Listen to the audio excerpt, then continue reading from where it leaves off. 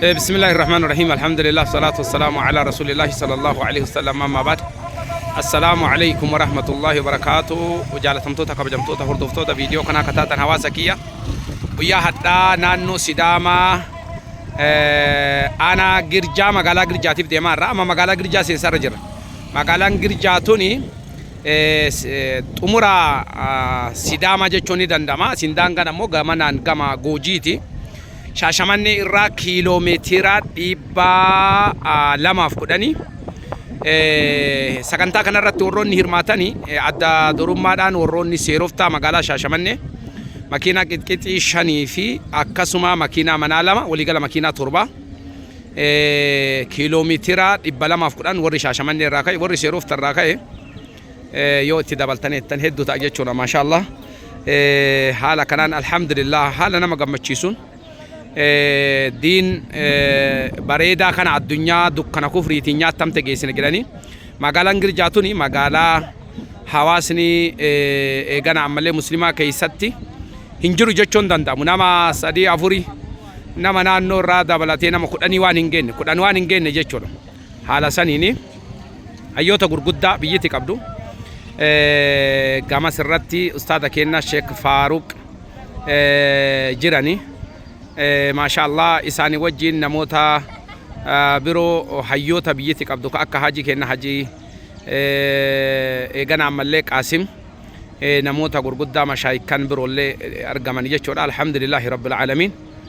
waan hedduu nama gammachiisaati amma magaalaa Girjaa seenuudhaaf deemaa jirra kanaaf warroonni nu hordoftanillee imalli da'waa sochiin da'waa haala bareedaadhaan hayyoota gurguddaaf jalatti ammateetiin geggeeffamaa jira jechuudha faaruun rabbii kennaati alhamdulillahi rabbil aalamiin hedduu tokko namatti tola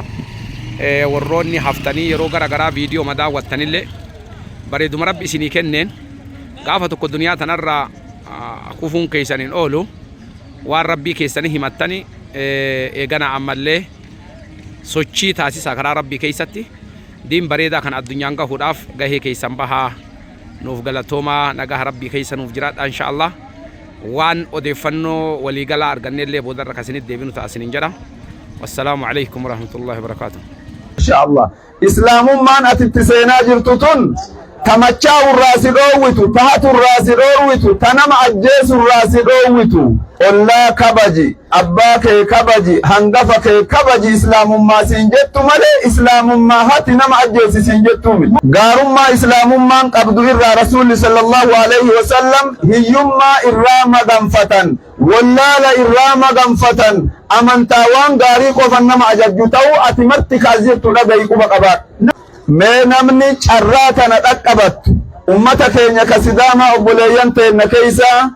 carraa yeroo hundan argamnu tayoo du'an dhaban tayoo dhibamanii mana deebanillee namni dhufee daawaa sitti godhu hin jirre utuu fayyaa qabdu utuu lubbuun jirtu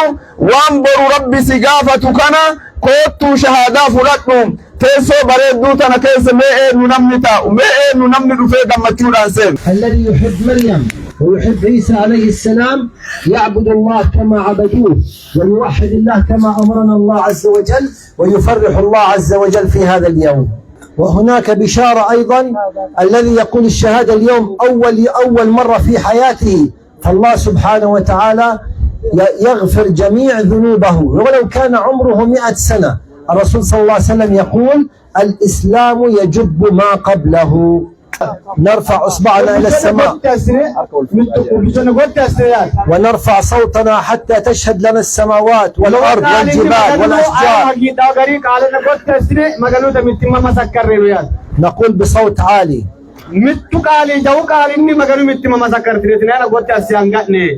أشهد أشهد أشهد أن لا إله إلا الله وأشهد أن محمدا رسول الله وأشهد أن عيسى عبد الله ورسوله وكلمته ألقاها إلى مريم وروح منه والجنة حق والنار حق. الله أكبر الله أكبر الحمد لله. بسم الله الرحمن الرحيم الحمد لله رب العالمين صلاة وسلاما على رسول الله وآله وصحبه أجمعين. أما بعد كبجمتوت أمتك إن دعاتك إن كما قال أنا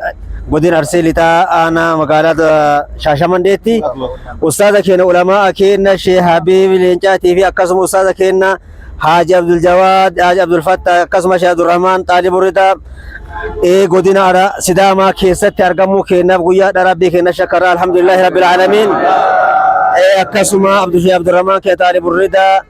Inshaallah ummata kiristaanaa rabbi isin jalatti cabsuu afaan keessan jalatti deebisuu tokkoon isin danda'uu dhabu rabbii keenya irraa hin kajeella inshaallah. Wamaa isin hin danda'anii wamaa isin dhaqqabanii karaa fagoo jirtanii ammallee wamaa isin dhaqqabinii kabajamaa ulfaadhaa wayyamaa nagahaan karaa nagahaatiin nu galaa jedha. Wassalaamu alaikum warahmatullahi wabarakatuh.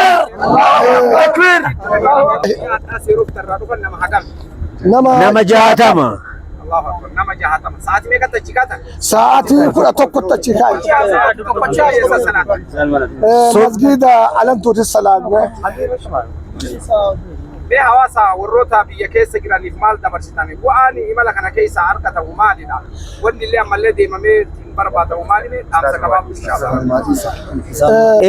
bu'aan guddaan as keessa ummata keenyaa dhaabnu nuti ummanni keenya akka biyya keenya Oromiyaa keessatti ummata kiristaanaa baay'ee ummata baay'ee aqiidaan isaanii duubatti hafaadha amantaan duubatti hafaadha ummata yoo ilaalanillee baay'ee isaan nama gaddisiisu uffata keessatti adeemsa keessatti amantaa keessatti ummata duuba jiru argaa turre amma yoo gallee biyya keenya dabarsinu akkana waraabnee yoo biyya mudhifnu ummanni keenya baay'ee itti gammadee makiina infisira lama sadiin hindeemne karoorsee karoora guddaa irra jirra da'waa nuu qaba da'waa Sidaamaa nuu qaba